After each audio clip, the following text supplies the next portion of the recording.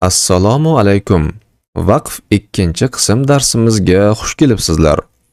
Bugungi darsimizda uzun oyatlarni qayerda to'xtab, qayerdan boshlashlik kerakligi, qanday o'rinlarda to'xtashlik mumkin u, qanday o'rinlarda to'xtashlik mumkin emasligi, aksirish, yo'tal va shunga o'xshash holatlarda to'xtab qolinsa, qayerdan boshlashlik kerakligi va qiroat tezligimizni oshirish uchun nimalar qilishligimiz kerakligi haqida so'z yuritamiz.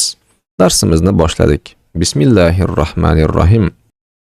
Yuqorida aytganlarimiz vaqf turlariga bevosita bog'liq bo'lganligi uchun dastlab vaqf turlari haqida so'z yuritsak, vaqfning birinchi turi lozim vaqf deb ataladi. Shunday o'rinlar borki, agar biz u o'rinlarda to'xtamaydigan bo'lsak, ma'no tugal bo'lmasligi yoki oyatning ma'nosi o'zgarib ketishligi mumkin. Bunday o'rinlarda to'xtashligimiz shart va lozim bo'lar ekan. Bunday o'rinlarni kichik mim harfi bilan belgilanar ekan.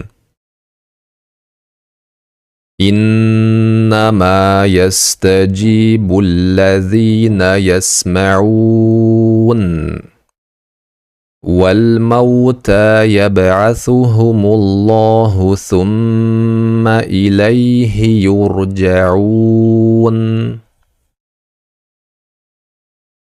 Vaqfning ikkinchi turi. Bu vaqf tugal vaqf deb ataladi. Bu qanday vaqf?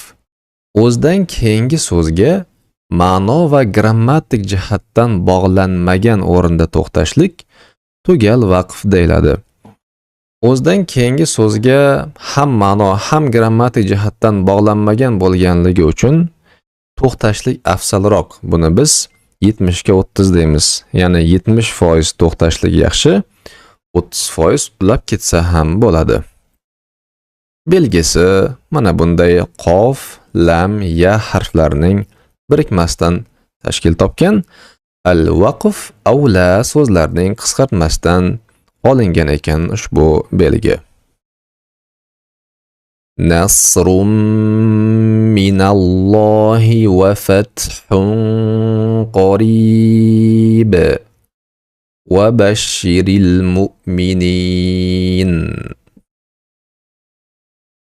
Vaqfning uchinchi turi kifoya vaqf.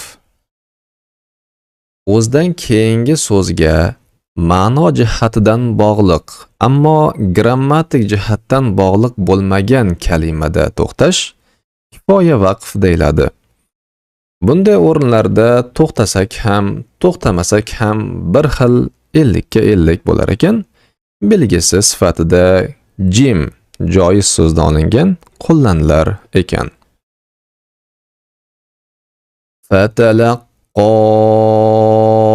Adamu min robbihi kalimatin fataba alayhi innahu huvat tawwabur rahim. Vaqfning keyingi 4-chi turiga o'tamiz. Hasan vaqf. O'zdan keyingi so'zlar bilan ma'no va grammatik jihatdan bog'liq bo'lib turgan kalimada to'xtashlik hasan vaqf deyilar ekan. Demak, o'zdan keyingi so'zlar bilan bog'liqligi kuchli bo'lganligi uchun o'zdan keyingi so'zlarga bog'lab ketganligimiz yaxshiroq ekan.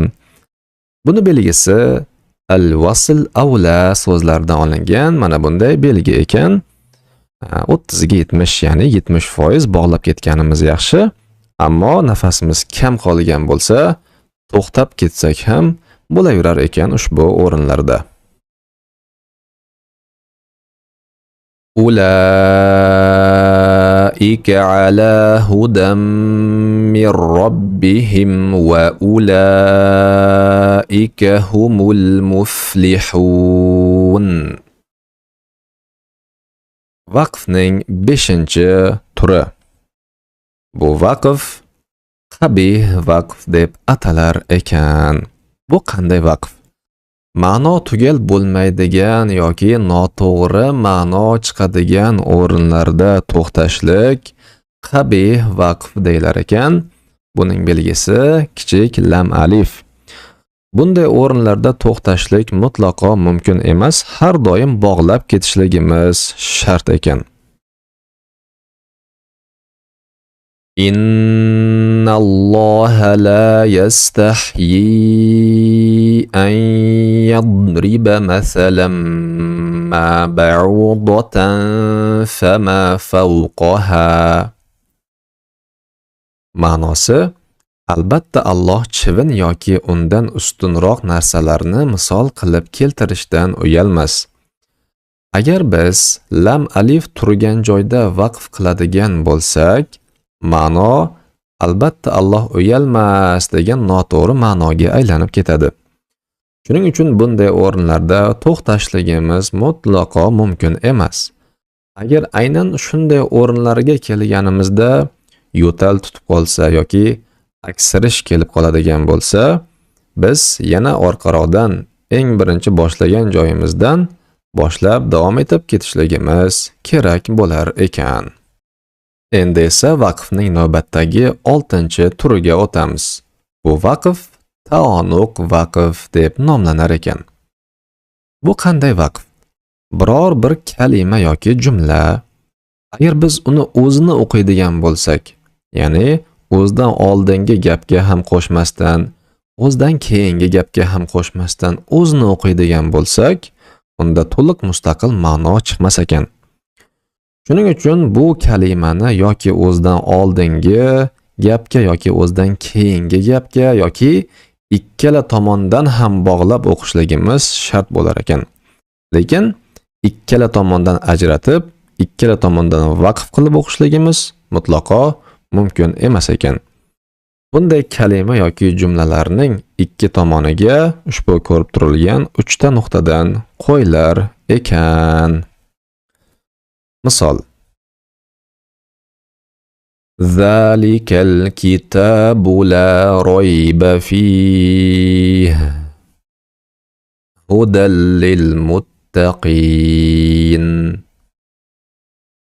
Bu sanab o'tganlarimizning barchasi vaqf turlari deb atalar ekan. Savol: vaqf alomatlari qo'yilmagan uzun oyatlarni o'qishda qayerda to'xtab, qayerdan boshlashimiz kerak? Muhim bir jihat bor. Biz uzun oyatlarni tabiiyki bir nafasda o'qiy olmaymiz. Biror joyda to'xtashligimiz va biror joydan boshlashligimiz kerak. Lekin o'zimiz ijtihod qilib biror joyda to'xtab, yana qaysidir biror orqaroqdan boshlab ketishligimiz mumkin emas. E'tibor qaratamiz. Baqara surasi 17-oyat. Falamma adaa'at ma hawlahu zahaballohu binurihim. Agar oyatning ushbu o'rnida vaqf qiladigan bo'lsak, uning atrofini yoritgach Alloh taolo ketdi degan noto'g'ri ma'no chiqadi. Tabiiyki Alloh taologa nisbatan bunday deyishlik munosib emas, shuning uchun bu o'rinda vaqf qilib bo'lmaydi. Yoki yana bir misol: Fa'lam annahu la ilaha illalloh. Muhammad surasi 19-oyat. Bilginki, albatta Allohdan o'zga iloh yo'q. Agar biz ushbu o'rinda vaqf qiladigan bo'lsak, ma'no bilginki, albatta iloh yo'q degan noto'g'risiga aylanadi. Shunday ekan biz bilib bilmasdan biror joyda to'xtashligimiz va orqaroqdagi biror o'rindan boshlab ketishligimiz bu unchalik to'g'ri emas. Uzun oyatlarni agar vaqf alomatlari qo'yilmagan bo'lsa, ularning qayerda to'xtashlikni va to'xtagandan keyin qayerdan boshlashlikni qanday aniqlashligimiz mumkin? Buning uchun bizda quyidagi ilmlar bo'lishligi kerak: arab tili grammatikasi, tajvid va tafsir. Agar bizda bu ilmlarning uchalasi ham bo'lmaydigan bo'lsa, qanday yo'l tutamiz degan o'z-o'zidan savol paydo bo'lishligi mumkin. Bunda bizga qorilar yordamga keladi. Qayerda to'xtash va qayerdan boshlashlikni bilmayotgan oyatlarimizni qorilarni eshitib ko'rib, to'xtashlik va to'xtagandan keyin boshlashlik o'rinlarini aniqlab, belgilab olishligimiz mumkin. Buning uchun bizga ruchkali Qur'oni Karim yordam berishligi mumkin yoki Google, Yandex qidiruv tizimiga, ijtimoiy tarmoqlarning qidiruv tizimlariga bizga kerak bo'lgan oyatni raqamini hamda uning ortidan qorini ismini yozadigan bo'lsak, bizga kerak bo'lgan oyatni qori o'qib berganligini eshitib belgilab olishligimiz mumkin. Masalan, Baqara surasi 14-oyat. وَإِذَا لَقُوا الَّذِينَ آمَنُوا قَالُوا آمَنَّا وَإِذَا خَلَوْا إِلَى